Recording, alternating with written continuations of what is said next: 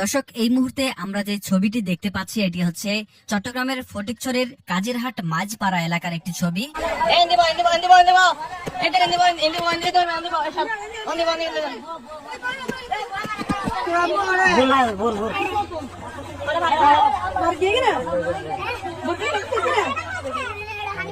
যেখানে আমরা দেখতে পাচ্ছি একটি ছেলে বন্যার পানিতে ভেসে যাওয়া থেকে বাঁচার জন্য একটি বিদ্যুতের খুঁটি জড়িয়ে ধরে রয়েছে এবং তাকে উদ্ধারের জন্য স্থানীয়রা বিভিন্ন ভাবে চেষ্টা করছে।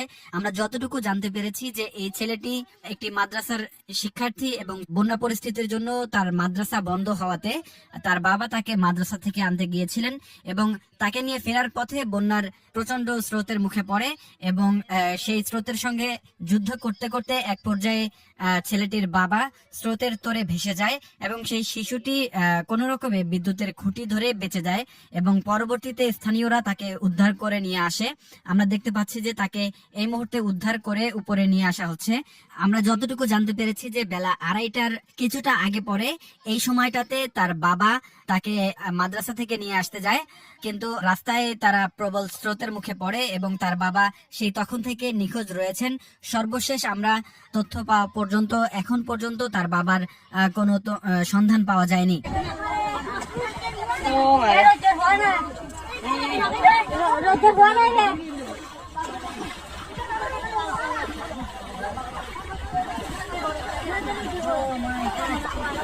Mare.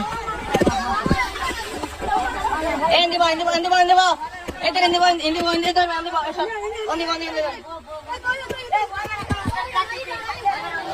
Hindi ba?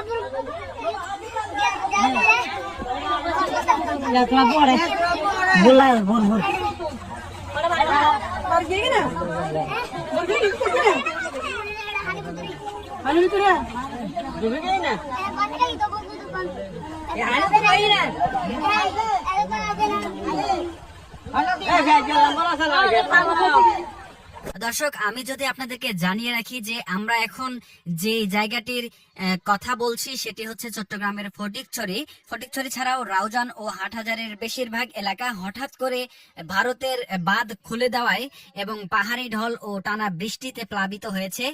ডুবে গেছে সড়ক, ফসলের জমি ও মাছের পুকুর। পানিবন্দী হয়েছে 2.5 থেকে 3 লাখ মানুষ।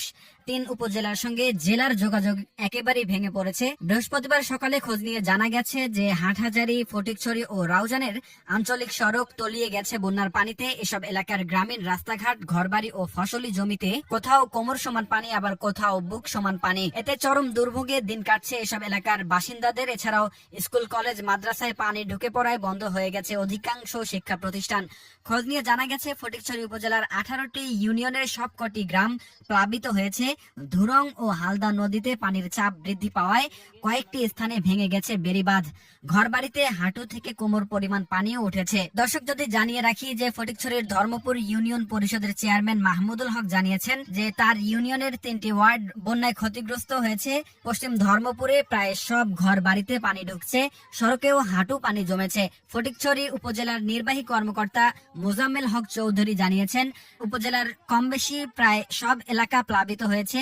প্রায় 1 লাখ মানুষ পানিবন্দী হয়ে রয়েছেন। সরেজমিনে দেখা গেছে রাউজানের বিভিন্ন এলাকা মিলে প্রায় 50,000 মানুষ পানিবন্দী হয়ে রয়েছেন। স্থানীয় বাসিন্দারা জানিয়েছেন হালদা নদীর হাটহাজারীর অংশে বেড়িবাঁধ দেওয়া হলেও রাউজান অংশে তা